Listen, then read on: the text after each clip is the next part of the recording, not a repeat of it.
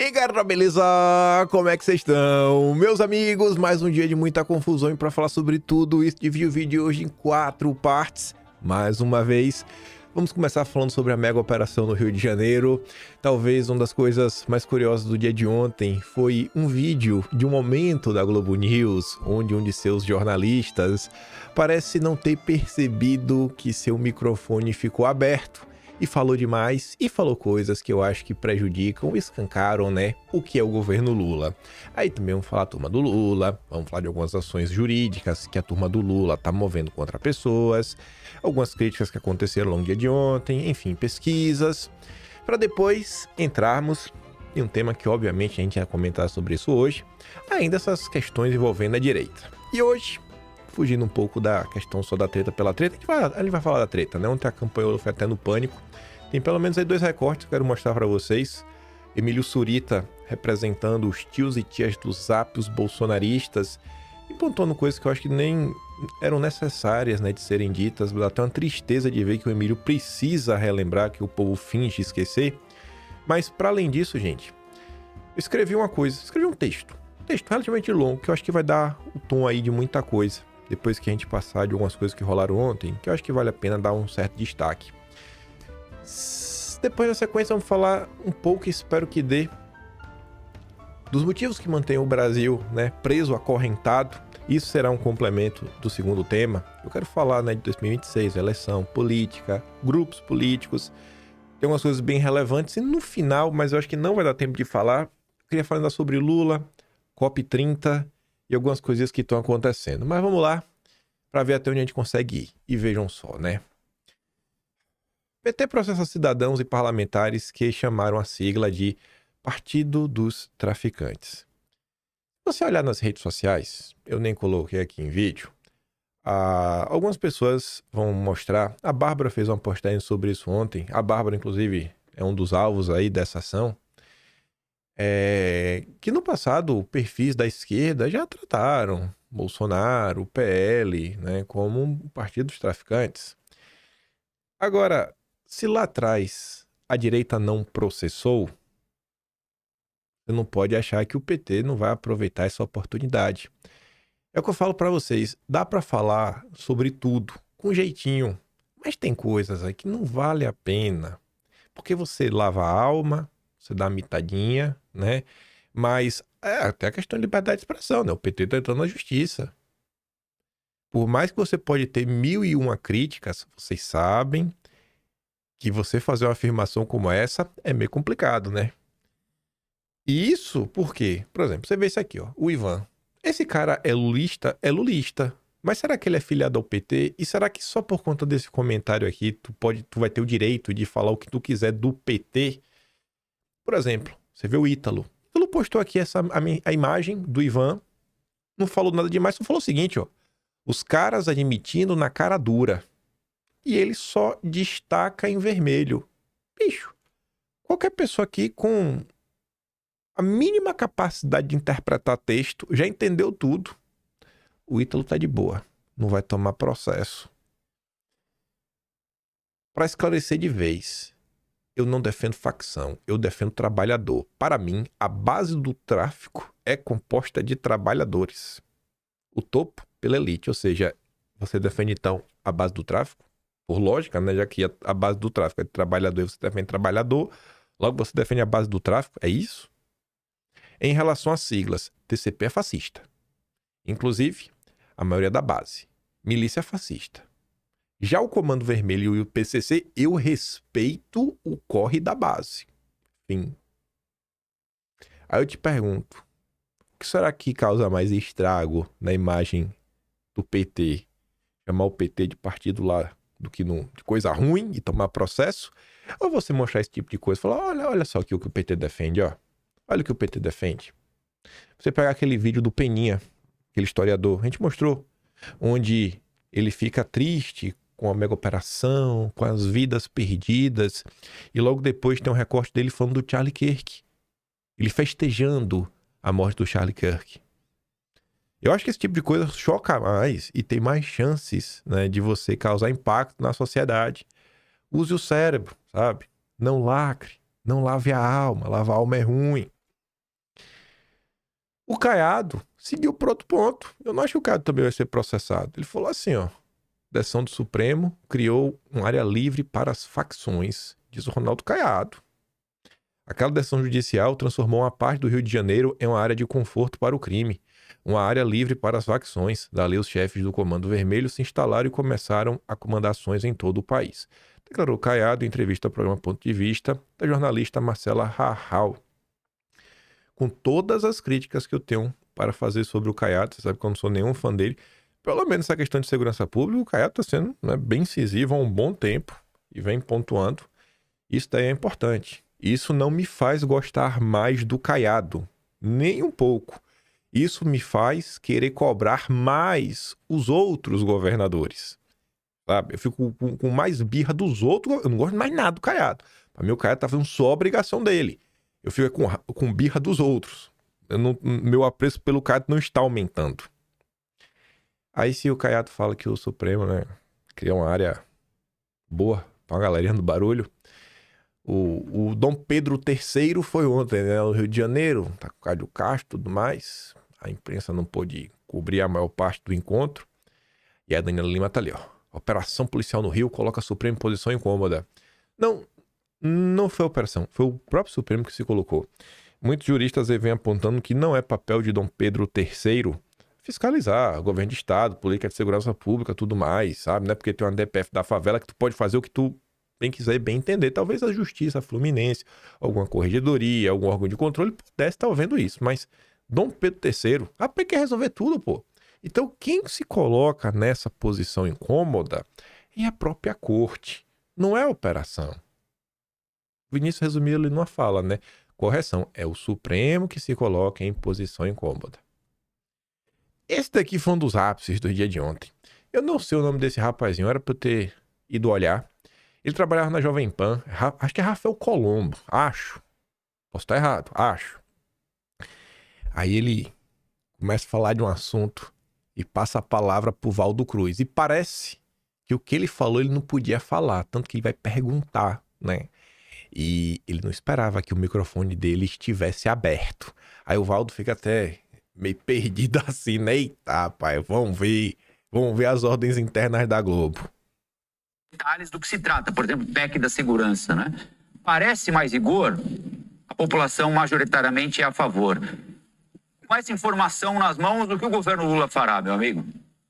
Olha, Colombo, vai buscar exatamente encontrar um caminho em que esteja em sintonia com a população. Um caminho geralmente... Algum problema de falar disso, Vivi?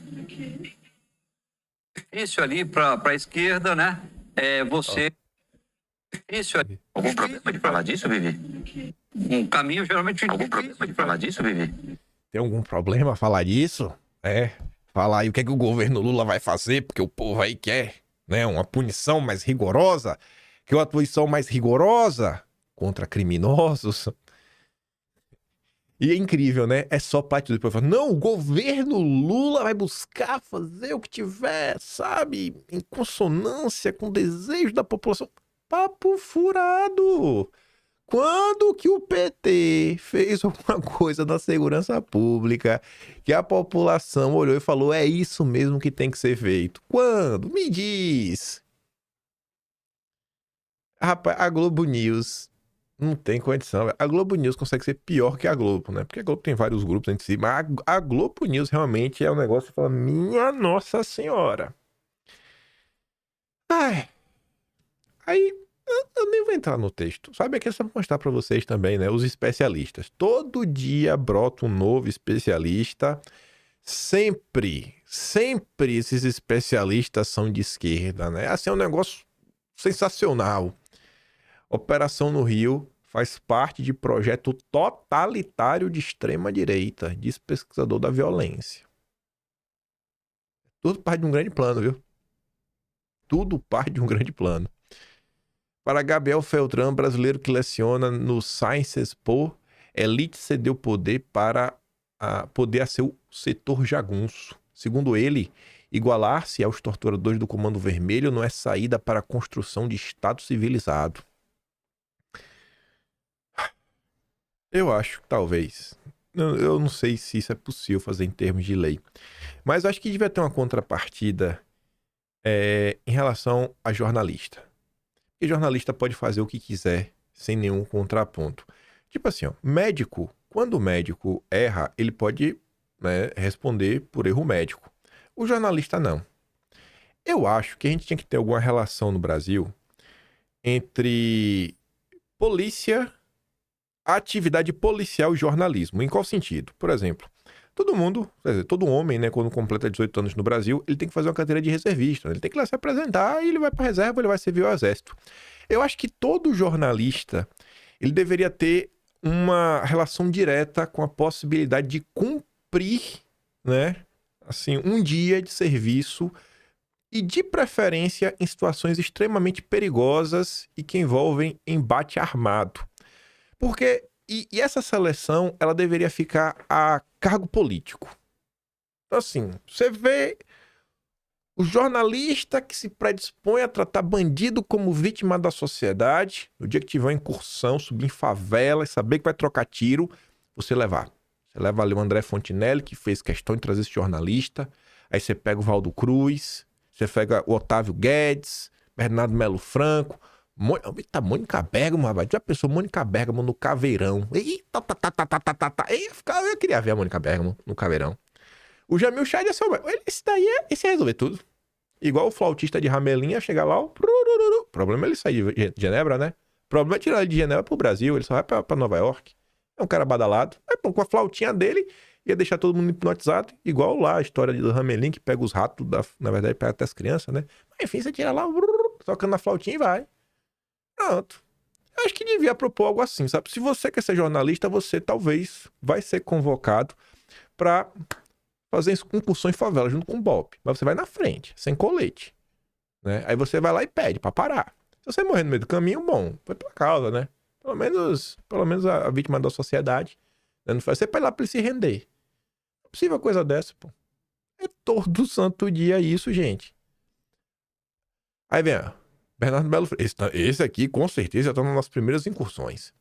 Ministra que critica a operação no Rio. Banalização da barbárie. O poder público não pode se comportar como criminoso, diz Macaé Evaristo. Thalita fala assim, ó. Quantas vezes a ministra Macaé Evaristo visitou os reféns presos do 8 de janeiro ou pediu informações sobre a situação dos inúmeros exilados políticos? A vida dessas pessoas não importam? Não importam. Eles não ligam nada, e a gente sabe disso, né? E o Carlos diz, tudo coincidência, né? Todo santo dia.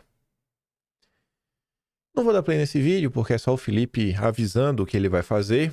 Mais uma vez, utilizando da prerrogativa de ser o presidente da Comissão de Relações Exteriores e Defesa, a CREDEM. Você pode fazer isso, né? Comissões que não serviam para nada. Ele vai convocar o Lewandowski para prestar diversos esclarecimentos. E tá aí. O Caio fala sobre as comissões na Câmara. O deputado Felipe Barros convoca, por meio da CREDEM, o ministro da Justiça e Segurança Pública, Ricardo Lewandowski, para explicar o que o governo Lula está fazendo de fato pela segurança pública no país. É mais um momento você colocar, cobrar, perguntar, os trackings, as pesquisas, já veio inclusive mostrando que o governo Lula não vai muito bem. Só tem uma matéria hoje de manhã, na Bela Megali já, o governo Lula fez uma pesquisa interna e segundo a Bela Megali, os trackings dessas pesquisas já apontam uma queda na popularidade do Lula, mas o entorno de Lula acha que isso é algo passageiro, porque no longo prazo a população tende a recriminar essa operação no Rio de Janeiro. Vai saber. E aí, falando de uma pesquisa, essa sim é pública, pesquisa da Quest, o instituto mais petista do país, tem várias perguntas, e o percentual a favor, contra, tudo mais, antes da gente ver essas perguntas. Renato fala assim, ó, o dado mais importante da pesquisa não é sobre armas, é sobre medo. Armas é o último ponto. 72% dos fluminenses querem que o crime organizado seja tratado como terrorismo. O Valdo Cruz falou que o governo vai fazer o que o povo quer, né? Será? A população entendeu o que o Estado finge não enxergar. Há grupos com hierarquia, território e comando fazendo o que o poder público abandonou. Eles administram, eles cobram, eles controlam. Milícias e facções viraram poder paralelo porque o Estado deixou. Político pede permissão para entrar em bairro. Polícia negocia trégua. Serviço público para na divisa. Isso tem outro nome, rendição. O povo pede o enquadramento como terrorismo porque reconhece estrutura quando vê. Não está lidando com quadrilha, está lidando com quem governa de fato. E Estado que senta para negociar com terror não combate, apenas sobrevive. E tá ali, ó. Primeiro item. Aumentar a pena de prisão para condenados por homicídio a mão de organizações criminosas. Você é a favor ou contra? 85% a favor, 10% contra. Aqui é os petistas, né? Petistão de esquerda. E 5% não sabe. Enquadrar organizações do crime como organizado como organizações terroristas. 72% a favor, 23% contra, 5% não sabe. Não sabe. Eu gosto dos caras que não sabem de nada. Retirar o direito à visita íntima nas prisões para faccionados. 62% a favor. 33% contra, né? Vai que desses 33%, né, são pessoas, futuros candidatos a serem presos. Obrigatoriedade dos policiais em trocar informações sobre organizações criminosas. 55% a favor. Proibir as saidinhas, mesmo entre aqueles com bom comportamento ou que tenham cumprido a maior parte da pena. Também a maior parte não é a favor da saidinha. PEC da segurança. 52% a favor, 29% contra, 19% não sabe. Olha que curioso. Esse dado é importante. Se você olhar, tem um padrão, né, dos que não sabem. Esse daqui é o que mais se destaca. E possivelmente esse cara que falou aqui que ele não sabe é uma pessoa que realmente raciocina. O que é a PEC da segurança? Ninguém nem sabe. Eu desafio. Entrevistou 100 pessoas. Sim, tinha que ter feito a seguinte pergunta. Você sabe explicar o que é a PEC da segurança? E depois pergunta se ou não. E depois você é a favor? Pra ver se o cara fala, não sei, e sou a favor. Tu é a favor ou tu não sabe o que é? Porque é assim que funcionam as coisas. O brasileiro médio, ele não raciocina. Ele não raciocina. O que é que ele pensa? É PEC da segurança. Bom, se tá falando que a lei é pra ter segurança, eu vou votar a favor. Por quê? Porque tá falando que é segurança. Pode ser o contrário. Pode ser o contrário, né? Não importa. É tipo PEC da Bolsa Família. Eles botam nome bonito. Ai. Aí quando é com Bolsonaro, aí é PEC PEC da blindagem, a última lá, né? Não é PEC das prerrogativas, é PEC da blindagem, da bandidagem. Aí o povo fica contra, porque o povo não raciocina. Esse é o brasileiro médio. Ai, minha Nossa Senhora. Cada estado tem a sua própria lei, com diferenciação nas punições de acordo com leis específicas. A maioria ainda é a favor. E, por fim, facilitar a compra e acesso a armas de fogo. 24% a favor, 72% contra. Não pode ter não. Né? Como se o cara do Comando Vermelho do PCC fosse comprar, né? Um fuzil aí na loja, tudo certinho, legalizado. Ai, meu Deus. Chega a dar uma gostura, sabe? Com a despolitização do brasileiro médio. O Brasil é muito despolitizado ainda, viu? Muito despolitizado. Compreender, sabe? Assim, a gente chegou... O avanço no Brasil até então, grande parte, é entender que o PT é meio ruim. Uma parte, pensa dessa forma, meio ruim. É o que diz, meio ruim. Ah, roubou. Aí repete isso, né? Entender realmente os pormenores é algo que ainda tá distante. Nossa. E isso não fica restrito só ao povão, não. Militante de direita, militante de esquerda também, às vezes deixam muito a desejar. Mas enfim. Falando sobre ontem já, vindo aqui para a nossa tretinha, a Campagnolo, curiosamente, né, o timing é maravilhoso, foi convidada para ir no Pânico, foi lá pessoalmente. A Bia da Caverna colocou um recorte, falando, né, Campagnolo afirmou que Bolsonaro deseja eleger os filhos como projeto de família, para que eles não sejam presos. E que é contra a candidatura de Carlos em Santa Catarina porque essa vaga já foi prometida a Esperidião Amin. Ataca, se vitimiza, distorce e mente. Vou dar play na fala dela. Vou mostrar só que o Mafinha também escreveu em cima, né? Eu nem falo mais nada. Já sei o final desse filme. Enquanto isso, o Boulos largou a carreira política apostando no governo Lula. Às vezes, é muito melhor ter uma base organizada e comprometida do que um monte de gente que sempre acha que sabe mais do que todo mundo, não sabe obedecer, não entende o que é hierarquia. Aí o Marfinha fala, né? Inclusive, se eu fosse presidente do PL, expulsaria a Ana. Não sabe seguir a hierarquia do partido nem respeitar a liderança. Muito obrigado, mas não queremos esse tipo de gente aqui. Exército algum tem êxito sem obediência. Vou mostrar aqui a fala desta nobre deputada estadual, né? Só faltou que o Bolsonaro quer livrar o rabo dos próprios filhos. Pra ficar melhor. Eu acho que é esse aqui. A esquerda tem uma organização... Não, peraí, é outro. É esse aqui. Contra ele. Eu adoro a família toda. A direita não Carluxo, é o Carluxo. A direita Um abraço, Carluxo. A direita não tem WhatsApp. É só tudo no... Não, pois é, do nada. Foi ele me atacou. Eu dei uma entrevista, eu dou entrevista Do nada ele me atacou. Do nada. Do nada. Gente, vocês viram o que aconteceu. Do nada ele te atacou. todo dia. Eu sou deputada estadual, todo dia eu dou entrevista. E o cara me perguntou, você não acha vexatório colocarem o Carlos? E eu não respondi que eu achava. Eu falei, eu acho compreensível, o presidente quer salvar o filho dele. Ainda deu uma amenizada. Ainda deu uma amenizada. Não, mas salvar por quê? Só... Ainda dei uma amenizada. Ó, eu não falei que é vexatório. Pô, ela acha que é vexatório, né? O presidente acredita que os filhos com mandato ao Senado, que a família com mandato ao Senado é menos vulnerável ao STF. Só que o desejo de ir para Santa Catarina não foi, é um pedido do Bolsonaro, mas o desejo ele tem muito voto lá, né? Exato. Tem muito voto. Santa Catarina é muito bolsonarista, mas ele falou ali, mas não são 2 vagas. Todo mundo que é catarinense sabe, e esse é o ponto, tem que ser catarinense para saber.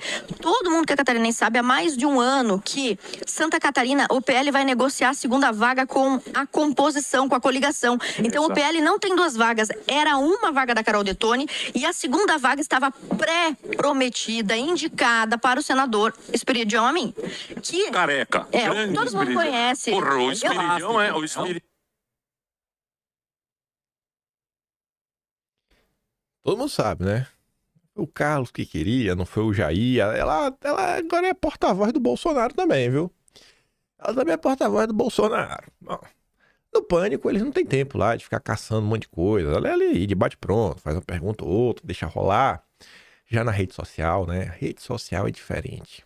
Isso aqui, inclusive, foi antes da fala dela. Mas eu acho que esse vídeo aqui encaixa perfeitamente para responder a nobre deputada. Domingo, a Elisa tinha postado esse vídeo aqui, do dia 15 de julho de 2025. Vamos ouvir o que o próprio Jair Messias Bolsonaro falou? Vamos ouvir a voz do líder? O Bolsonaro não é líder de nada. A gente vai ou não vai ouvir o líder? Com certeza, eu vou fazer uns 120 deputados federais na próxima. O PL faz pelo menos 20 senadores pelo Brasil. Santa Catarina, eu botei o nome lá, meu filho, Carlos Bolsonaro, o cara que trabalha igual um burro de carga há anos comigo. Responsável por eleger senadores, deputados federais, estaduais no Brasil todo. Pai, eu ser senador, onde seria? Santa Catarina. Já tem uma pesquisa aí, o Instituto mostrou para mim, mas não permitiu mostrar que é o nome do Instituto, que está na frente. Tem uma pesquisa agora no blog de esquerda, que deu 80% que vota nele. Eu tenho certeza, eu vou fazer uns 120. Quem tá na Rádio Peão, essa história de pesquisa, ó, foi meses antes disso. Meses antes disso. Mas meses. E que ficava assim, ó. O Carlos disputando era uma certeza que elege 2. Era uma certeza absoluta que elegia 2. Essa pesquisa tava bem claro. Sem o Carlos, tinha uma dúvida se realmente Santa Catarina conseguia colocar 2. Porque se tivesse uma possível divisão de votos, se tivesse um terceiro incurioso, um cara meio que do centrão e tudo mais, podia ter meio que uma rachada e o cara do PT levar. Sabe, você canaliza todos os votos no cara do PT, mas não. E essa fala do Jair, sabe? E é aquela coisa, eu falo sobre isso direto, né? O papel do Carlos ao longo da história. As pessoas não conseguem olhar. E eu acho que as coisas na vida, ainda mais quando você lida com a política a nível federal, porque na boa, sabe? Esse papinho lá, porque o negócio dos estados... Mas, cara, o estado mesmo, quem tá ali no dia a dia do estado, é deputado estadual. E muito mais do que do estado, sabe? O que você lida no frigir dos ovos é com prefeitura, é vereador, é prefeito, sabe? Esse papinho aí, cara, no final do dia, você ser senador... Você está numa posição que você está discutindo realmente Brasil a nível federal em Brasília. A maior parte do tempo é isso. A maior parte do tempo isso tá aí. Assim, no plano de Bolsonaro, então, cara, eu vou colocar alguém da minha estrita confiança que tá trabalhando comigo durante anos. Quem já ouviu as histórias sabe que o Carlos esteve para vir senador em 2018. Vocês podem perguntar se Eduardo Bolsonaro deveria contar essa história um dia. Porque eu já ouvi a história da boca de várias pessoas, eu sei que o Eduardo iria confirmar o que aconteceu, mas naquele momento o Carlos preferia que não, até ajudar no pai, se eleger e tudo mais, o Flávio foi na frente. Mas adianta explicar? Um monte de gente preguiçosa que ganhou a vida, né, faz fortuna vendendo cursos para você aprender a ser conservador, para você aprender a não ser woke, aqueles curso, vendedor de curso. Mas não, o cara que tá aí trabalhando realmente há anos, 7 dias por semana, ajudando a eleger gente, não, esse não presta, esse é oportunista. Né? Bolsonaro quer blindar os filhos para não ser preso. Como se ser político no Brasil blindasse de alguma coisa, né? Sério, gente? Me explica qual a lógica disso. Não, para blindar os filhos. Desde quando ser político tu te blinda de alguma coisa? Aí o Petrópolis comenta, né? Carlos Bolsonaro é o cara que trabalha com burro de carga sem descanso, sem vaidade, só no foco.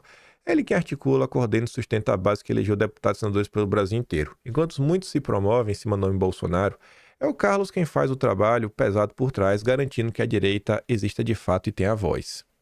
Aí, até para responder a gloriosa deputada de Tony, né? Porque todo mundo sabe do acordo, disso, daquilo, outro.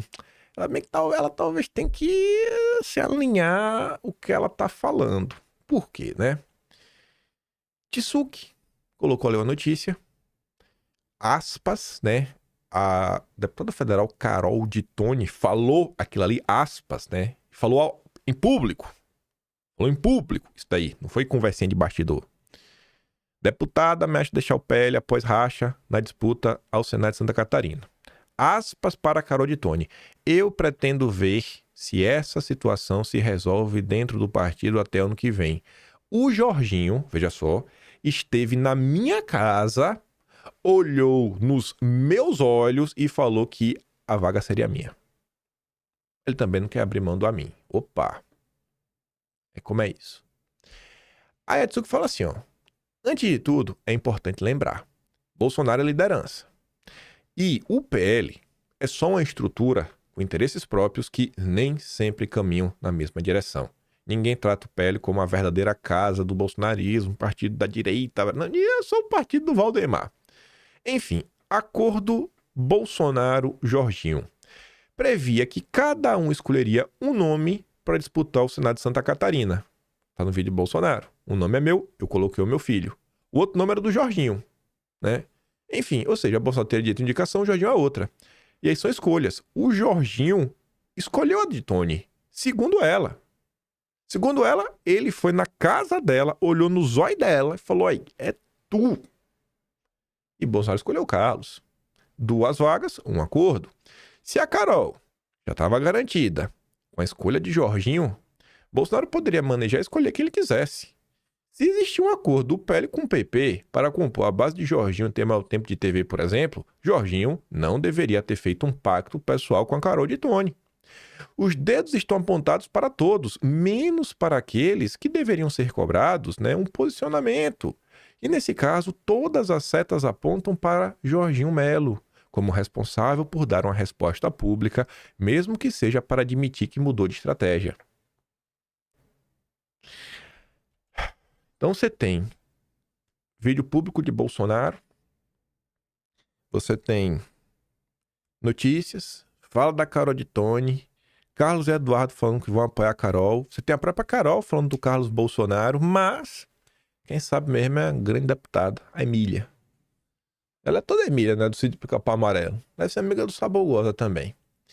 Aí ontem eu escrevi isso daqui por conta de uma fala da nobre deputada, que eu já mostro para vocês, mas antes de mostrar, eu quero mostrar essa postagem aqui do Heurisson. Eu falava assim, ó, por que vocês, o povão, conseguem obter informações lendo coisas na imprensa, nas redes sociais, mas nossos amados deputados estão às cegas, fingindo que não sabem o que fazer porque não tem uma liderança para explicar. será mesmo que eles não têm o telefone do Eduardo Bolsonaro? Aí o Heurison fala assim, ó, eu não voto no Carlos, meu voto é da Carol. Quer que eu te conte uma? Ele é do Ceará. Mas eu não coloquei nenhum tweet aqui pra provar isso, não. Ele é do Ceará. Cearense. Eu não sabia que o cearense votava em Santa Catarina, mas tudo bem, né? Meu companheiro cearense. Aí eu pergunto assim, irmão, vem cá, tu vai anular o segundo voto ou tu vai votar no Centrão? Porque o meu voto, mas são 2 votos, pô. Tu pode votar na Carol e no Carlos, né? Aí a Vanessa, que foi atacada ontem, né, pelo grande Edilson Salgueiro, o maior jornalista do país, né, da Oeste. Aí ela colocou ali, né, 2 postagens do Heurison. E ela fala, né, e falha? Não, nenhum. Você vê que é um padrão, né? Olha quem tá contra os Bolsonaro. Olha quem é o Heurison. 22 de agosto de 2024. Tem jeito não? Teu pai deixou um vácuo e já era. Marçal para prefeito. Teu pai, né? Ou seja, tá falando com o Eduardo, com o Carlos ou com o Flávio. Ou talvez com o Jair Renan. Não é a Laurinha. E tá ali, né? Uma postagem dizendo Marçal e o Heurison. A solução é Marçal. Aquela opinião que eu tenho que levar a sério, né? Dos Marsalete. Mas vamos voltar. Por que eu falei isso, né, cara? Como é que o povão tem informação e sabe o que fazer, mas o restante não tem? Várias pessoas postaram esse vídeo, mas o societário ele colocou assim de uma forma que, para ir pro Atlas, o texto tá bom. Que ele fala assim, ó, Ana Karine Campanholo deixou bem claro nesse trecho que não considera a família Bolsonaro como porta-voz do Bolsonaro. Para ela, né, alguém, obviamente que não seja da família Bolsonaro, deveria liderar a direita. E aí Emílio, com toda a sua sagacidade e educação, esfregou na cara da deputada, né, a realidade. Falou assim, cara, e o Eduardo Bolsonaro, hein? E o Eduardo Bolsonaro? Vamos aqui ouvir. A direita não tem. Mas é que quando você fala a direita, a esquerda tem uma organização, a direita não tem, você não sente isso? Total. Que teríamos que ter olha, eles prenderam o nosso líder, ele tá incomunicável, né? O que era um líder natural, né, da direita, que era o Bolsonaro. Aí você tem lideranças locais, mas não tem um guarda-chuva, não tem um organograma, você entende? Quando o Lula tava no primeiro mandato dele, lá no meu estado tinha Ideli Salvati, que era... Todo mundo sabia que é o seguinte, quero falar com o Lula, falo com a Ideli Salvati. E os vereadores tinham um caminho, o vereador, o deputado estadual, o federal, tinha um fluxograma. Infelizmente, a direita não tem esse fluxograma. Não tem, tia? Ô, tia. O Carlos Bolsonaro tá direto com o pai dele, ele posta isso constantemente na rede social. O Flávio Bolsonaro também. O Eduardo tá sempre em contato com os irmãos. Não tem. Aí você não... E assim, você fala tanto do Bolsonaro, titia, o que é que tu fez ao longo do ano, minha filha? O que é que tu fez ao longo do ano? A gente nem te viu. Tu só tá se autopromovendo teu próprio trabalho. Indo lá participar daqueles debates de maluco, 30 contra 1. Rapaz, tu tá de descaração, viu? Tu tá de descaração, viu, Emília? Rapaz, é muita sacanagem. Quem que é o que manda? Quem é o porta-voz oficial do presidente hoje, né? É o Carlos, é o Eduardo, é a Michele. Não, quem tá segurando é o Eduardo, né? Esse é o cara que tá... Porque se você pensar, todo mundo quer o espólio do Bolsonaro. Todo mundo quer aqueles 60 milhões de votos do Bolsonaro. E o Bolsonaro tem um fã-clube no Brasil que é, porra, não tem o que falar. Que as pessoas que... Quem gosta do Bolsonaro ama aquele Bolsonaro, gosta daquele Bolsonaro, é aquele Bolsonaro aí, o cara que vai com Exatamente. O cara gosta desse Bolsonaro. Representa o cidadão comum, né? E o Bolsonaro que tomou de bolada nas costas, puta, você pegar aí a turma e eles querem... Eu acho que quem tá segurando é o Eduardo que tá lá, que tá querendo ou não... Pauta, né? Não, ele tá trazendo a pauta. Sim. Ou fala que algum cara, esses caras aí da direita, que seguraram a pauta de direita aqui no Brasil. Não tem um. Não,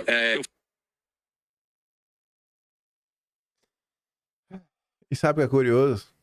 Contar a história. Essa não tem como provar. Há um tempo atrás, mais de mês, um amigo me ligou.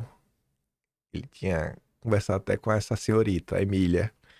Ele é próximo lá, não com ela diretamente, com um assessor. E aí, contando aí falava que até que tinham lançado lá um projeto, o Sérgio Santana também envolvido. Aí ele me falava que o pessoal tava reclamando que não tinha acesso a Eduardo e tudo mais. Há mais de mês isso daí. Aí eu lembro que eu falei, né? Fiz chegar isso daí lá pro Eduardo. Aí eu, como assim não tem informação, não tem meu número não, é pra ligar? E só se move o que se falar, não tem proatividade não. E aí, assim, ver tudo o que aconteceu nas últimas semanas, sabe? Eu falo, bicho, eu acho que, assim, no final do dia, no Free Resolve, eu sinto que às vezes meu passe fica mais valorizado, né? Que eu falo, quem foi que te falou isso, hein? Quem foi que te falou isso há mais de mês, velho? Rapaz. Aí o cara olha pra mim e fala, pô, pior que aquele maluco ali, o Oreudo até que me falou isso, né? Tem um tempo. E meio que se concretizou o que ele disse. E eu também falei na época sobre um evento que teve lá na Acton. E, enfim, tá tudo assim desenrolando da forma como algumas pessoas esperavam. Meu Deus do céu, eu adoro a direita brasileira. Aí, naquela mesma postagem, né, que eu falo, cara, porque o povão, pô, consegue obter informação, mas os deputados não sabem o que fazer, não sabem como se posicionar. Cadê o Bolsonaro? O Bolsonaro já falou. Tá lá o vídeo, minha tia. Desde de julho, o Bolsonaro já falou que o candidato dele é o Carlos. Cadê? Aí ela faz o quê? Ela ataca o Carlos, enquanto ela diz que ela é super aliada do Jair. Você vê como são as coisas, né? Aí o Jair não pode falar nada, tá preso e faz a festa. Ela finge que ela não sabe que o Jair que escolheu o Carlos. Não, foi o Carlos que quis e tudo mais. Que pipipipopopô. Uai, como é que é isso, velho? Enfim, aí nessa mesma postagem, o nosso amado Central do Centrão foi lá falar o seguinte, ó. Eduardo não lidera nem a casa dele. Imagina a direita. Quem tem 70% de rejeição não pode dizer nada aqui do Ruizão. Dudu só influencia o Blaixo Clero, Mário Frias, Polon, Douglas Gomes, Gil Diniz e uns doidinhos. Aqui, gente, vocês têm uma lista de pessoas que, se você não segue, você deveria seguir, ó. Mário Frias, o Polon é gente boa demais, viu? Tem que botar o Polon no meu radar. O Polon, inclusive, ontem até circulou um vídeo bacana dele, falando do Jair num podcast e do estado das coisas que o Brasil tá. Douglas Gomes, o Mandou é do Rio. Gil Diniz. Se o Central do Centrão não gosta, aqui, ó, é a prova acabar. Esses caras realmente estão fechados com o Bolsonaro. Estão fechados. Polon, temos que gravar um puxando fio. Aí a Natasha fala, né? O Deltan lidera um canil lotado, né? O perfil Central do Centrão é uma delas e tá com a coleirinha apertada. Aí, olha que curioso. Eu não botei essa postagem por nada. Não é por nada. Estava eu passando no Twitter e sabe quando é que ele se instala? Eu falei, bicho, tem alguma coisa errada. Aí o Central do Centrão fez essa postagem aqui, ó. Verdades difíceis de engolir. Eduardo e Carlos iniciaram um processo de destruição do bolsonarismo. Incomunicável, Bolsonaro não consegue desautorizar os filhos em público como sempre fez. Ou Michele Flávio assume a parada, o Bolsonaro tem data marcada para acabar. Oi? Eduardo tá acabando como, titio? Me explica aí que eu não tô entendendo. Aí uma coisa curiosa. O Jairo Leal me odeia, né? O dono da revista Oeste há muito tempo mesmo, já mandou pessoa atrás de mim. Aí, pra tentar achar alguma coisa de mim, né? Aí eu fico de cara, a Oeste chega tipo assim, menos 248 pessoas no Twitter. Pra minha surpresa, a Oeste não segue o Central do Centrão? Eu até perguntei pra Camila Abdo. Eu falei, Camila Abdo, você sabe me responder, né? Eu falei, tu sabe quem que administra o Twitter da revista Oeste? Achei curioso, viu? A Oeste tá me surpreendendo cada dia mais. Né? Será que é Edilson Salgueiro? Deve ter curtido sem querer, né? Botou pra seguir sem querer. Tá cada vez mais estranho isso, viu? Ó vocês aí, viu? Aí eu vi isso aqui, porque quando eu cliquei no perfil, tava ali, ó, seguido por esquerda na net, Revista Oeste. Falei, rapaz, até Revista Oeste que não segue ninguém. A Revista Oeste não segue ninguém, só os badalados, só as estrelas. Falei, caraca, bicho. Assim, né? Sei lá, pensando em política, né? Tem 1,7 milhão de seguidores. Sei lá, acho que eu sou uma figura de presença.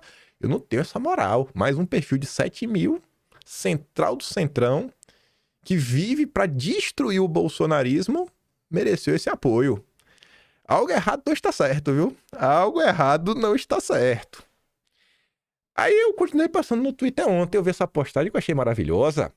O grande Rafael Rizzo, O que está acontecendo com Ana Campelo e Carol de Tone mostra que o papo de união direita em qualquer coisa que envolva algum Bolsonaro não existe. A turma que prega a união da direita quer a união da direita sem Bolsonaro. Olha que coisa maravilhosa. Sabe quem é Rafael Rizzo? Quem que tá ao lado de Campagnolo, né? Eu boto ali, ó. Rafael Rizzo é da MBL. Ele é, ou foi, sócio a ponto de dividir um CNPJ com o Luciano Ayan. E ganhava o gordo salário sendo assessor parlamentar do Mamãe Falei. Olha aí a turma da União da Direita, né? O que eles defendem? Essa matéria aqui, ó, aparece no episódio 59. 59. Hoje é episódio 2201. No 59 tinha essa... Aí por isso tá assim mal feito, né? Esse print aqui. Eu até dei uma ajeitadinha. Dono de página de fake news sobre Marielle é sócio direito da MBL, né? Consultor de informática administra a página Ceticismo Político com o nome falso de Luciano Ayan. Aí tá ali, né? Eu acho que na verdade aqui começa aqui na esquerda, não lembro da época, mas enfim, ó. Outra empresa do consultor ligada a lideranças da MBL é a IT Framig Serviço de TI, que foi criada em 12 de julho de 2016, 3 meses depois do afastamento da Dilma. A empresa informou aos órgãos oficiais que atua no segmento de tecnologia da informação. Até 5 de março deste ano, o sócio do Ayan era Rafael Almeida Rizzo, que tinha 10% do capital social da empresa. Rizzo é coordenador de comunicação da MBL. Ayan ressalta que a ligação com o MBL se dá mais por afinidade ideológica. Luciano Ayan ratifica que o MBL desde sempre compartilhou o material publicado no site Ceticismo Político por concordar com as análises feitas por ele. Existe uma relação de parceria porque o movimento desde o início compartilhou meu material, concordou com as minhas análises de guerra política e muitas das estratégias que publiquei foram adotadas. E tá ali o salário dele, na época que o Arthur era deputado, né? R$ 7.779. E a foto do Arthur com o Ayan, né? Mas a MBL e o Ayan nunca foram amigos, viu? Não tem nenhum laço entre eles. Aí vocês podem acreditar no que a MBL diz, gente. Ou no rastro do dinheiro, do CNPJ, das fotos, né? Aí fica a seu critério. Você pode acreditar no MBL ou nos seus olhos. Ah, meu Deus. Aí a menina não para. Ela não para. E depois diz que ela está sendo atacada. Carlos Bolsonaro fez um tweet super de boa. Deixa eu ver se tá aqui, para vocês conseguirem ler, ó. É esse daqui, ó, de baixo, ó. Eu vou ler os tweets do Carlos, para depois você ver o que ela responde. Mas ela não tá... Ela que está sendo atacada. O Carlos diz, ó. Conversei há pouco, novamente, com Carol de Tone. E seguimos unidos pelo mesmo propósito, conforme determina a minha consciência, e com o apoio do meu pai preso impossibilidade de se expressar e de se comunicar. Seguimos todos de acordo com o que acreditamos ser o melhor para o Brasil. A querida Carol está na fase final da gestação de sua segunda princesa em repouso. Deixo então um forte abraço a ela, a sua família, e desejo um bom dia a todos. Depois o Carlos voltou para falar de novo, ó. Como conversamos desde o início e temos repetido de forma quase diária, e é de conhecimento de todos, os pré-candidatos de Bolsonaro ao Senado Federal são Carol e Carlos. Um abraço. Carol! Aí vem a menina. Conversei há pouco com a Carol, que confirmou ter recebido o Jorginho em sua casa ontem. O governador deixou claro que não há mais espaço para a Carol no PL e ela afirmou já ter iniciado tratativas com outros partidos, pois se vê obrigada a sair do PL. A saída de Carol do PL enfraquece o partido e pode levar junto prefeitos e vereadores. Conversei também com o governador Jorginho, que confirmou tudo isso e acrescentou que a segunda vaga ao Senado segue reservada para a coligação. Confirmado que Carol ficou sem espaço dentro do PL por causa da chegada de Carlos, aguardo pedir desculpas do colega Carlos por ter me chamado de mentirosa. Aí o Fato News fala assim, ó. Campagnolo acaba de confirmar que a preocupação dela não é com a direita, mas com a saída de vereadores e prefeitos do PL. Deve ser gente dela, né? Carguinho. Carlos e Eduardo já confirmaram que apoiariam Carol independente de qual partido esteja, mas ela coloca a culpa no Carlos e ainda quer que se desculpe. Eduardo Bolsonaro está em busca de um partido para ir e ver quem quer ir junto, para realmente ter um partido mais à direita. Mas a Campagnolo tá aí, tá preocupada com os vereadores, com os prefeitos. Aí o Mário Frias responde a ela falando o seguinte, né? Ela sabe que o combinado sempre foi o mesmo. Em todos os estados, Bolsonaro indicaria um, o governador outro. As 2 vagas já estavam definidas até que o Jorginho mudou de ideia. O Jorginho mudou de ideia. A Carol falou isso, né? Que ele olhou nos meus olhos e disse que era eu. Agora, tenta-se criar uma narrativa como se o Carlos estivesse tentando pressionar o governador, quando isso não corresponde aos fatos. Independente do destino da Carol, o Carlos afirma publicamente que estará com ela, assim como seu pai. Portanto, não faz sentido distorcer o ocorrido ou alterar o que já havia sido acordado. Essa galera não tem mais pra onde descer, mas vai. Porque o importante é destruir o bolsonarismo. Já a Júlia Zanata, que é de Santa Catarina, prefere falar o seguinte, o que a direita está preocupada nesse momento, eleições, o que toda a direita deveria se preocupar nesse momento. Nosso líder está prestes a ser colocado na papuda sem ter cometido crime algum, e a consequência disso é que seremos completamente obliterados pelo sistema. Pois é. Mas os prefeitos, hein, Júlia? E os prefeitos que podem sair do partido, tem? Tem. Ah, tem que ver os vereadores, viu? Os vereadores aí que é um problema sério. 2 postagens que conversam entre si. Nossa, eu tenho que acelerar porque o que eu quero mostrar de importante vem depois. O Mafia fala assim, esse é o momento do bolsonarismo, o presidente pode ir para a penitenciária, a base está desorganizada, é um momento de pressão total, mas também é um bom momento. A pressão forja os fortes e os fiéis. É agora nesse momento que veremos com clareza solar quem tem compromisso e quem não tem. Esse momento vai passar e Bolsonaro, ou um Bolsonaro, voltará a ser presidente do Brasil. Eduardo Bolsonaro será presidente do Brasil, anotem isso. Pode não ser, ele pode deixar Eduardo inelegível agora. Se não for agora, deixar por 8 anos, não for em 2030... Ou vai ser 2034, vai ser 2038, 2042. Eduardo Bolsonaro tem 41 anos, se eu não estou enganado. Você tem noção que esse 41 anos, Lula tá com 80. Tá com 80. Até chegar nos 60, tem mais 21 anos. Pelo amor de Deus, velho. Não, desculpa, tem mais 19 anos. Assim, ele será presidente. Não tem o que falar. Sabe o que vai desaparecer da política? O que essa galera tá fazendo... eu não vou esquecer, não. Aí minha filha fala assim, eu não tô falando isso pra você, eleitor, pro povão. Cara, você pode xingar, ficar puto, fazer o que quiser, você é livre e eu respeito isso. Eu tô falando isso pra você que é vereador, deputado, ou assessor que tá lendo agora. Eu vou lembrar de vocês que se silenciaram. Não achem que quando a maré virar, e ela vai virar, vocês voltarão todos serelepes. Todo o seu comportamento eu irei lembrar. E eu vou expor aqui no meu Twitter. Posso fazer isso porque, primeiro, eu não sou assessor, não sou pago por Bolsonaro, não sou político e não tenho um compromisso com nenhum de vocês. Faço isso porque eu sou bolsonarista. Lembrem-se deste tweet daqui a 1 ano ou mais, porque eu vou colocar aqui quando vocês estiverem chorando na minha DM, porque eu vou estar metendo pau em vocês. Aí tá ali, ó. Estadão. Supremo fecha o cerco contra a família Bolsonaro. Deve encerrar o mês com já ir preso Eduardo Réu. A Sarita fala a mesma coisa que o Mafinha com outras palavras. A gente sabe como funciona o jogo político. As pessoas analisam o cenário, acreditam que não há perspectiva de vitória contra a ditadura do judiciário no curto prazo, e aí vão largando a mão de quem as levantou. Só que se a maré mudar, voltam, como se nada tivesse acontecido. Se persistir, continuam se descolando com medo de serem arrastados na enchente. Acontece que a política não é, ou não deveria ser, diferente dos outros ofícios. Somos chamados à santidade em todos os estados de vida, na nossa atividade cotidiana, inclusive no nosso trabalho. Diante de uma injustiça, como a que Bolsonaro e o Eduardo vêm sofrendo, deveríamos bradar por justiça, ainda mais sabendo de todo o movimento diabólico que está por trás, daqueles que privilegiam o crime organizado, promovem a cultura da morte e desordenam a sociedade. É triste de ver como o homem cai pelos mesmos pecados que é de sempre, mesmo os cristãos que conhecem a verdade. Eu fico com muita pena da solidão por que passa Bolsonaro. Eu sempre soube que a política é um troço solitário mesmo, que no final das contas ninguém é amigo de ninguém, todos agem por interesses. Mas não deixa de ser melancólico olhar para esse Brasil que nasceu com a missa e vê-lo tão distante de Deus. A inércia diante da injustiça chega a ser cruel.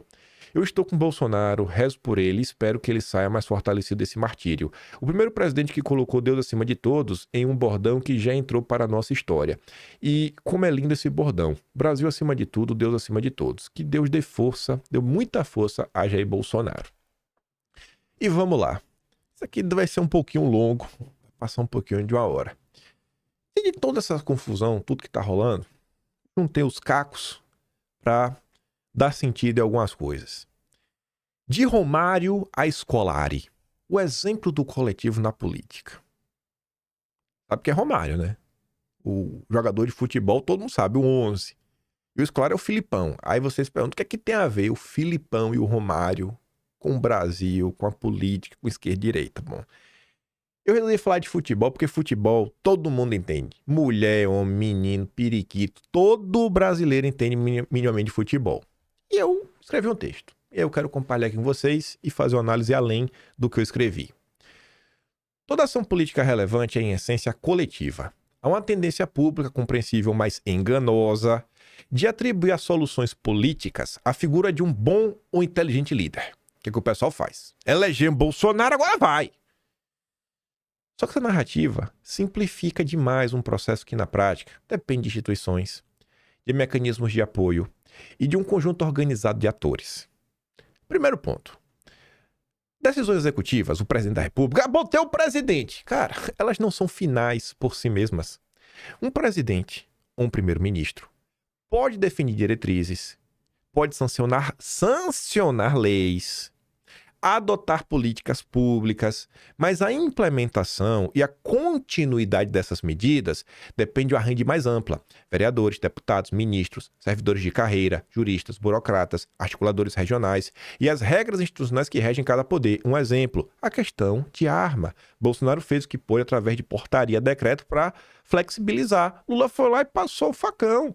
Para ser algo mais duradouro, tem que transformar um processo legislativo, um projeto de lei, você colocar, né, mais um artigo lá na Constituição. Mas Bolsonaro não faz isso sozinho. Mas cadê? As pessoas não se politizam para entender como as coisas funcionam. Não é vocês, óbvio. Enfim, sem uma base legislativa, uma política pode ser derrubada por uma maioria diversa. Sem quadros técnicos alinhados, a implementação se esvazia. E não só a implementação de uma política pública. A implementação de uma ideia simples, gente, como baixar o preço da gasolina. Vocês acompanharam o dossiê de domingo. Você vê, cara, é baixar. Não é que você não tem nem a esquerda jogando contra. Era a turma do Guedes que não queria lá o Castelo Branco. Aí Bolsonaro falou e demitiu. Você não tem, o quadro técnico não é alinhado. Sem coalizões, o prazo de vida de uma medida costuma ser curto, facilmente revertido por governos subsequentes. Vocês viram isso na prática, tudo que o Lula desmontou. Segundo ponto, grupos organizados agregam capacidades complementares. A formulação de uma política requer especialistas. A sua defesa pública requer comunicadores. Sua proteção jurídica exige operadores do direito. A sua aplicação exige gestores e servidores. Ter números em parlamento é útil. Ter coesão entre esses números é decisivo. Um bloco pequeno, disciplinado e articulado frequentemente consegue mais do que uma maioria fragmentada que age por interesses diversos. Que é um exemplo, o PT. O PT não é o bloco majoritário. O bloco majoritário sempre foi o centrão. Mas olha como a esquerda, aí você bota o PT, pessoal, consegue avançar com agendas. Porque, ó, joga junto, tem hierarquia. Os Soros mandam o dinheiro e todo mundo obedece. O PT nunca foi majoritário. Me aponte um período da história brasileira que o PT e a esquerda foram majoritários na política brasileira. Nunca. E avançou com muita coisa. O Grupo Unido. Terceiro ponto. Temporalidade e resiliência. O Colavo falava, vence quem durar mais. Uma ação política duradoura precisa sobreviver a crises e trocas de governo. Isso requer não apenas líderes carismáticos, mas a consolidação de normas, redes de confiança e práticas institucionais. Quando a coesão é frágil, decisões emblemáticas tornam-se vulneráveis a reinterpretações, contestações jurídicas e reversões administrativas. Eu nem vou trazer para o complexo da política de lei. Bolsonaro fala, o meu candidato é isso. Aí vem lá, não, no Bolsonaro, na verdade, mandou lá o Carlos, porque o Carlos queria... Já reinterpretou o que o Jair disse, né, campanholo? Reduzir política à eleição de uma pessoa, né? É confundir símbolo com mecanismo. É de confundir o ser humano com o sistema. A eficácia política real depende menos do brilho individual e mais da capacidade de construir e manter um aparato coletivo, um conjunto de papéis, rotinas, lealdades que permitam transformar a intenção em resultado sustentável. Se a política é um jogo de grupo, talvez futebol seja a metáfora mais acessível. E aqui começa a minha análise futebolística. Ambos envolvem estratégias, posições distintas e a necessidade de que cada integrante compreenda o objetivo comum. Nenhum time vence porque todos fazem a mesma coisa. Vence porque cada um entende o seu papel e respeita a estrutura de comando. O Filipão, técnico do Penta. No time de futebol, há posições que permanecem quase imóveis, cuja importância é absoluta. E aí veja minhas analogias futebolísticas. O goleiro, por exemplo, raramente aparece nas manchetes, mas é quem sustenta o time em momentos críticos. No campo, esse papel é ocupado por figuras experientes, pessoas que talvez não se destaquem em redes sociais ou na mídia, mas que dominam a engrenagem interna, entendem as regras, os bastidores e sabem intervir quando o grupo está sob ataque. São os que seguram a bola quando há risco de colapso institucional ou crise de imagem. É o último homem, segurando a bola. Já o zagueiro, que também está na defesa, simboliza aquele que atua na defesa mesmo, né? Ou seja, parlamentares, juristas, comunicadores, que impedem que as investidas externas se transformem em dano irreversível, ou seja, combate as narrativas diárias, faz uma coisa, faz outra, aí vem um processo, opa, vamos desarmar esse processo, vai lá os juristas. O bom zagueiro não brilha, mas ele evita a derrota. É o responsável por bloquear ataques de adversários políticos, enfrentar narrativas hostis, conter movimentos internos de dispersão. Na política, essa função exige disciplina, frieza, resistência, não apenas bravura, não é só lavar a alma. Acho que eu sou um bom zagueiro, viu? Mas também jogo outras posições. Eu jogo de tudo, rapaz. Eu tô me achando, viu? No meio de campo estão os articuladores, pensadores, técnicos, líderes setoriais, formuladores. São aqueles que traduzem princípios em propostas concretas e operacionais. Aí eu coloquei aqui um exemplo, né? Da turma aí, pro Tobias Panqueca ficar com raiva. O político que veio da educação, por exemplo, ele sabe transformar experiência em políticas públicas nessa área. O Polon, um jurista, veio da segurança pública, cara, ele consegue também fazer esse paralelo. O meio-campo é o elo entre estratégia e execução, entre o técnico e o ataque. Sem eles, o time até pode ter boas ideias, mas falta direção, coerência, ritmo de jogo. Aí vem os atacantes, aqueles com a habilidade de mobilizar, de comunicar, de converter intenção em energia social. O Jair, enquanto político, é um baita de um atacante. São os que falam com o público, convocam ações, inspiram engajamento. Aqui o Jair é o Pelé. Seu papel é transformar o trabalho invisível do meio de campo em resultado visível, é marcar o gol. Que aqui significa aprovar uma política, influenciar a opinião pública, conquistar espaço institucional. E por fim é o técnico, que agora é o Jair fora do jogo. Assim, não é fora da presidência da República, né? Ele define o plano de jogo, distribui funções, decide prioridades. No caso brasileiro, é comum associar essa figura dentro de cada campo político a uma liderança carismática. Lula à esquerda, Bolsonaro à direita, ambos concentram em si a simbologia do comando. A diferença está como o time reage. A política bem-sucedida é, portanto, menos sobre genialidade individual e mais sobre coordenação. Um time pode ter atacantes brilhantes e ainda assim fracassar se o goleiro e a zaga estiverem desalinhados. Na arena política, a vitória não pertence ao mais talentoso, mas ao grupo que melhor compreende sua função e joga em sincronia. A eficácia de um grupo político não depende apenas do talento, né, mas da capacidade de coordenar. É nesse ponto que você vê o contraste entre a esquerda e a direita. O time da esquerda demonstra disciplina e respeita a hierarquia. Os membros sabem ouvir o Lula, sabem alinhar suas ações com um plano estratégico. Cada posição é ocupada por alguém que compreende seu papel, mesmo que não sejam os mais criativos, cumprem funções essenciais e mantém o grupo unido. Assim, além disso, e aqui acho que vocês vão concordar, né? O time do PT conta com apoiadores institucionais, né? Tem o VAR, tem o juiz, tem um narrador ao seu lado, que reforça a estabilidade e execução de suas estratégias. Já no time da direita, apesar de contar com líderes carismáticos, capacidade de mobilizar multidões, há dispersão e falta de lealdade em setores importantes. Muitos integrantes eleitos em méritos de Bolsonaro não seguem a disciplina do grupo, priorizam projetos pessoais, né? Os vereadores, até os vereadores, eles estão priorizando, ignoram a hierarquia. Essa desorganização fragiliza o grupo, reduz a eficácia de decisões estratégicas e limita a capacidade de transformar apoio popular em conquistas concretas. A analogia esportiva ajuda a compreender a dimensão desse desafio. Na seleção de 94, vocês viram o Tetra, naquele chute do Baggio pra fora, isolou, e o Gavão gritando é Tetra. Enfim, Romário destacou como talento individual.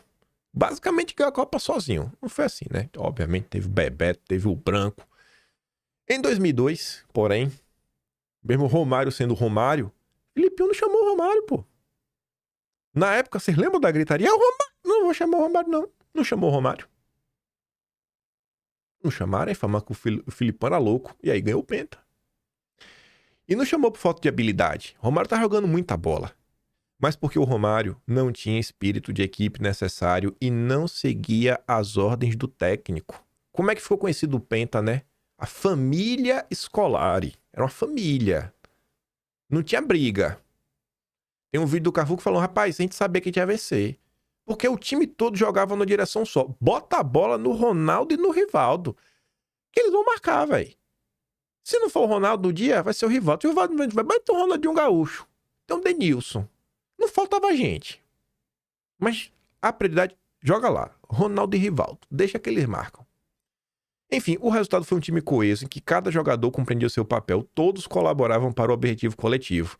A vitória veio do esforço conjunto, não do brilho isolado de um craque. Na política, o paralelo é claro. Talentos individuais podem ser impressionantes, mas sem disciplina e espírito coletivo, a capacidade de gerar resultados efetivos é limitada. O líder pode mobilizar e inspirar, mas se o grupo não estiver disposto a jogar junto, a vitória estratégica não se concretiza. Quando o técnico não está presente, quem representa sua vontade dentro do grupo são as lideranças mais próximas, né? A comissão técnica do time. Acho que aí no contexto político, né? Você tem figuras experientes, próximas do líder, como familiares, né? O Eduardo, o Carlos, Flávio, assessores de confiança. Apesar da experiência e do conhecimento acumulado, essas pessoas frequentemente não recebem atenção ou respeito, né? Vocês estão vendo agora. Nesse brilhante episódio aí que a Campanha está protagonizando.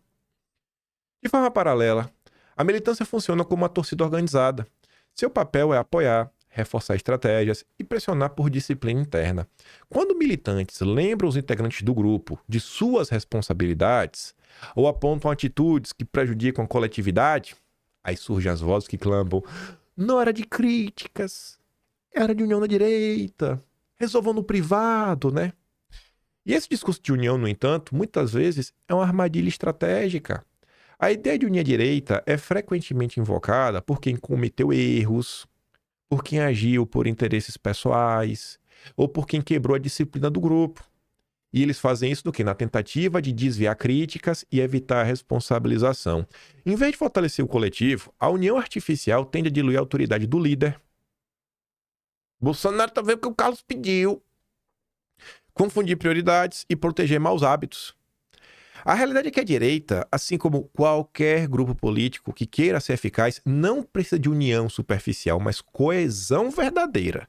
Pessoas que estejam dispostas a seguir a hierarquia, agir em conjunto, colocar os objetivos do grupo acima dos interesses individuais. Quem não compartilha dessa disposição pode seguir outro caminho, cara, sem comprometer o esforço coletivo.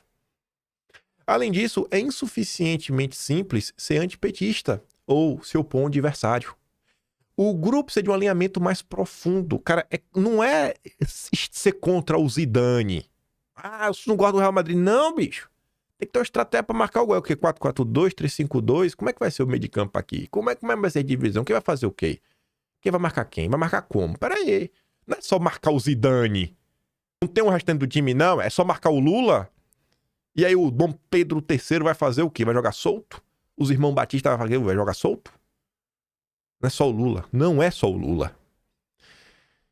O grupo precisa de uma linha mais profunda, ou seja, uma postura antissistema com compromisso real de atuar de forma coordenada. Sem esse entendimento, mesmo indivíduos com grande visibilidade ou talento não conseguem transformar apoio em resultados concretos. O ponto central é que coesão, disciplina e alinhamento estratégico são mais importantes do que quantidade de membros ou popularidade isolada.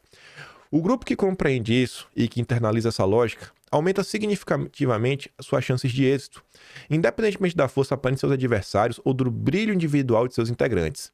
Análises até aqui revelam um padrão claro. A política, assim como o jogo coletivo, não é resolvida por talentos individuais isolados. Ela depende de grupos estruturados, confusões claras, disciplina interna, alinhamento estratégico. Eleger um líder carismático ou popular é apenas o início. A implementação de políticas e construção do poder depende de um conjunto de atores que compreendam seu papel, respeitem a hierarquia e atuem em sincronia. As pessoas com a capacidade de interpretação de texto melhor é a lógica. Até acho que assim, um parágrafo como esse, né? Um resumo aqui, você ainda tem coisa mais pra frente. É porque quando eu tava vendo isso, eu tava pensando, cara, do jeito que é o brasileiro, se eu não for fazendo uma repescagem ao longo do caminho pra ideia não se perder, o cara vai chegar no final e vai falar, mas e o Lula, hein? Mas e o frouxo que apoiou o Alcolumbre? Sabe aqueles papos de maluco? Aí tu sabe como é o brasileiro, né? Tu tem que desenhar a explicação, depois explicar o desenho e desenhar a explicação do desenho da explicação. O futebol ilustra essa lógica de maneira intuitiva. Goleiros experientes, zagueiros defensivos, articuladores do meio de campo, atacantes mobilizadores e o técnico da direção formam um sistema interdependente. O indivíduo brilhante não compensa a desordem coletiva. A lição da Copa de 2002, a decisão de não convocar Romário por falta de espírito de equipe, reforça que disciplina e espírito coletivo são mais decisivos que talento isolado. No contexto político, isso se traduz em grupos coesos que sabem agir em comunidade. Lideranças próximos ao núcleo central devem ser respeitadas. A militância precisa compreender seu papel. Os interesses individuais devem ceder à estratégia comum. A falsa ideia de unir a direita de forma superficial é prejudicial. Ela protege erros e dispersa recursos, enquanto a verdadeira coesão exige compromisso, disciplina e respeito à hierarquia. Portanto, o aprendizado é direto. Mais do que números, mais do que popularidade, o que garante resultados é coesão. Somente assim políticas e agendas podem ser efetivamente implementadas. Enfim, e a capacidade de transformar a intenção em resultado se torna uma realidade concreta. Dá pra comentar uns besteirinhas, mas o vídeo vai atrasar.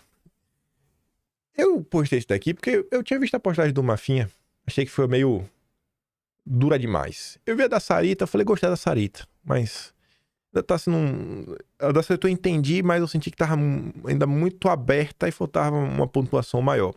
E eu também vi esse daqui do Tom, eu falei, pô, eu sinto que ele realmente se inspirou em algumas coisas que eu falo em vídeo, que depois foi outra postagem. Você vê, quando eu juntei essas postas, eu falei, cara, vou escrever um texto sobre isso. Porque o Tom escreve o seguinte, né? Até as eleições do ano passado, eu achava que um brigão gostava de dividir a direita. Como fala a maioria dos despolitizados da direita com esse povo bobo aí do antipetismo histérico. Felizmente hoje eu percebo que as brigas que ele compra com os deputados e influenciadores fazem total sentido agora após a prisão do Jair. Desde o Centrão até os deputados bolsonaristas, né? A maioria não vale nada. É impressionante como ingratidão e burrice coletiva se sobressai sempre. Ademais, a esquerda vence não porque tem união. Eles brigam até se matarem, né? Mas porque tem um plano. Sabem obedecer à hierarquia da liderança. Olha o Boulos, aí de exemplo, né? O soldado que sacrifica o mandato de deputado pelo projeto maléfico da esquerda. Tirando Eduardo Bolsonaro, né? Quem que se sacrifica realmente pelo país? Ninguém, bicho. E ainda querem usar o método Deltan, né? Pra tirar o Bozo sem perder os votos dos eleitores dele.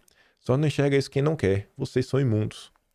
Aí eu fui ler essa postagem dele, até eu queria compartilhar com vocês alguns comentários que me deixaram felizes. A maior parte desses comentários são coisas meio que eu vejo nos comentários que vocês deixam aqui no vídeo, né? Vocês que me acompanham com mais frequência. Um foi esse Felipe Leme.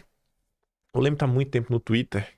E o Leme, ele não é da turma, ele sempre foi muito próximo de uma turma que não me suporta. Por quê? Vai entender. Porque na verdade, eu até expliquei pra vocês. Teve um momento na direita em 2020, que a última vez que o que se chamava de Vaporwave, você tinha até um grupo no Telegram, foi basicamente só pra ficar jogando joguinho na internet. Eu lembro que eu colava com esses caras direto. Chegou um momento que esses caras porque queria derrubar Damares a todo custo, e o Bolsonaro também, que tudo mais, porque é inaceitável. Cara, vocês são loucos, velho. Só ler os caras porque eles achavam que ele tava certo a todo custo. Então eu tô vendo aqui metade do vídeo, eu fiquei de longe, porque a câmera... Ai, deixa eu botar aqui pra cá. Peraí. Oi. Pronto, aqui assim. Aí vocês são loucos, velho. Vocês são malucos. E daí então os caras ficavam com raiva de mim. Aí, Você vê como as coisas acontecem, né? O Leme não me acompanha, não vê meus vídeos. Mas acho que o tempo vai passando e o cara começa a perceber que tem algo errado. Aí ele falou assim, ó. Eu tinha essa impressão também, mas muito pela fama de passar pano para eventuais erros do Bolsonaro. A galera mete, ele passa pano para tu, cara, eu passei pano no quê? O que foi que eu passei pano? O que foi que eu disse? Que era infundado, que era maluquice, que eu defendi o absurdo. Alguém pode me apontar? Mas a verdade é que esse negócio de bater no Bolsonaro e acabar votando por falta de opção não ajuda em absolutamente nada. A militância do PT é completamente rachada internamente. O grupo mais ligado a Janja odeia a turma do petismo mais pragmático, né, do Lindenberg e Gleisi, mas em público estão sempre juntos empurrando as mesmas pautas e narrativas. Devemos ser assim para ter alguma chance. Aí, eu até comentei pro Tom falando, pô, você fez o que a maioria não quer fazer, né? E conferir com seus próprios olhos o que fulano ou beltrano realmente fala. Normalmente, quem não me conhece, ao me conhecer, sai com a impressão que algumas pessoas que elas gostam mentem na cara dura sobre mim. Aí o K-Ed fala, pô, também sou testemunho de uma pessoa que não gostava de você até ano passado, mas a canalice dos seus críticos me fez te admirar e acompanhar. Uma hora fica difícil, né, de quem fala, cara, será que esse cara realmente é isso tudo? Caçapista, duguinista, né, defensor do Ramais, amigo do Ruizão do PCO, né, é o divisor... O que esse cara faz? Será que é isso mesmo? Acho que o cara clica pra assistir algum vídeo e me fala, o vídeo desse maluco aí não condiz com o que falaram dele não, viu? Aí tá outro comentário aqui do Cláudio, ele fala assim, ó, Tomé, Tom, você espalhou o que eu penso. Vem acompanhando os vídeos do Kim há quase 2 anos. Enfim, no início pensei, só mais um youtuber lá, mas ele foi me trazendo verdades, deve ser documento histórico, seus dossiês. E como ele diz, nunca trouxe uma notícia ou até crítica sem provar a razão e origem. Tudo sempre bem documentado, né? Isso dá credibilidade.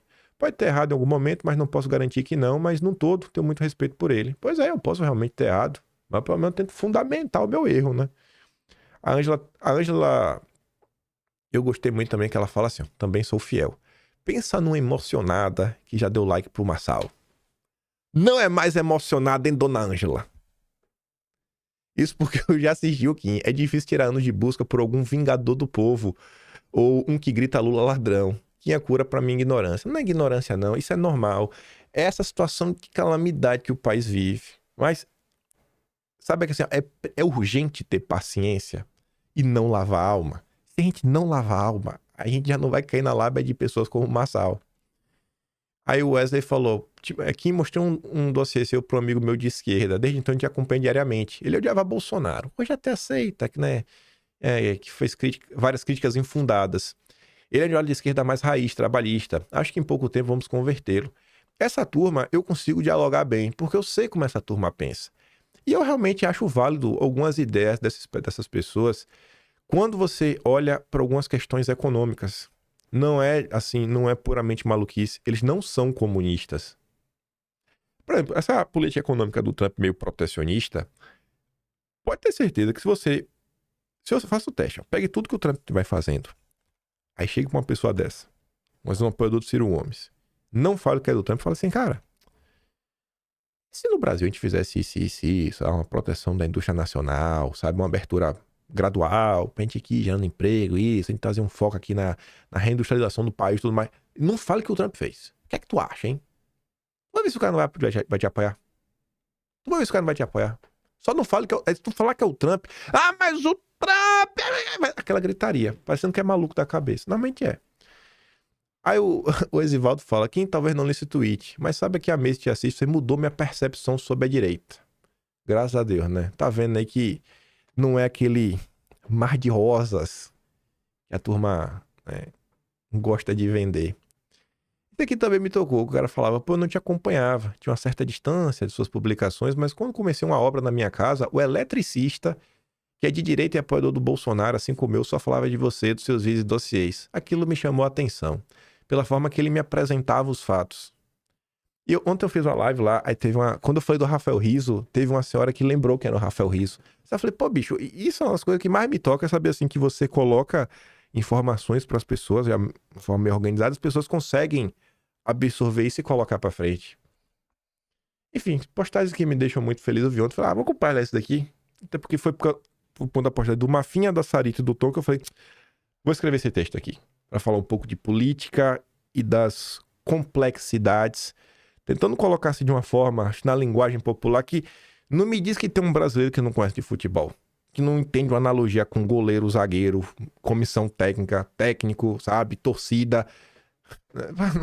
Não nasceu no Brasil, né? Não nasceu no Brasil. Se tu não souber que Filipão no show brigou com o Romário em 2002, tu tava em outro país, tu tava em outro planeta.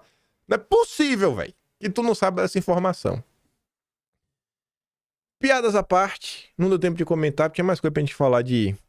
Vou mostrar só uma imagem aqui, pra gente terminar. Essa imagem, acho que ela ilustrar bem. Eu queria chegar até aqui, pelo menos, ó. Será que o problema é só o PT? Olha o restante do país. Olha o Nordeste. Onde é que tá o PT?